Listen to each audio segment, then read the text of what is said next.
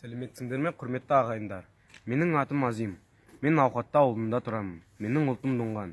Кейбір қазақтар айтады, Дуңғандар білімсіз, қазақша білмейді деп. Сіздер қателесесіздер. Мен, қарындасым, інілерім бәрі қазақша біледі. Ата-анамыз бізге қазақ дәстүрін, қазақ халқын құрметтеуді үйретеді. Мен қазақ сыныбында оқимын. Қазақ достарым көп. Мен аттарды жақсы көремін. Әкем маған бір бие алып берді. Сол бием ана жылы маған бір құлын әкелді. Сол құлынды өсіріп, өзіме үйретіп алдым. Құлыным 8 айға келгенде, інім екеуміз соны үйретіп, інім соған күнде мініп жүрді. Сол жетісінің түні адамдар келіп, менің құлыным атымен бірге ұрлап кетті. Мәшинемізді айдап кетті. Үйімізді өртеп жіберді. Қазақ ағайындар, біз соғыспайық, бір Қазақстанда тұрамыз. Менің отаным Қазақстан. Мен Қазақстанды жақсы көремін. Мен соғыспай бір Қазақстанда өмір сүрейік. Мен сөзімді қарындасыма берем.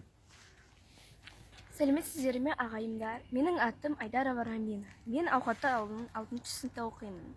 Қазақ сыныбында. Менің достарым, құрбыларым бәрі қазақ.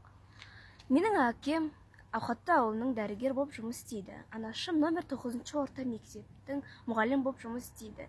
Менің арманым мұғалім болып жұмыс істеу. Кішкентай балаларды қазақша тілін үйрету, дәстүрлердің құрметтеу. Біз ешқашан соғыспай өмір сүрейікші. Мен Қазақстанды өте жақсы көремін. Қазақстан менің отаным. Сөзімді ініме беремін. Сәлеметсіздер ме, ағайындарым? Менің атым Айдаров Нұрсұлтан. Мен 4-ші сыныпта оқимын. Мен қазақтармен өмір сүремін, қазақтармен ойнаймын, қазақтармен бір сыныпта оқимын. Мен қазақтармен бірге өстім. Мен сөзді ініме берем.